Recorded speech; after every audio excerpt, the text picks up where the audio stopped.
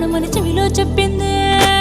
ఈ మాత్రం ఇంతే ఇస్తే సంటే కొట్టేనా, ఓ రెండు మూరల మల్లెల చేతికి చుట్టేనా.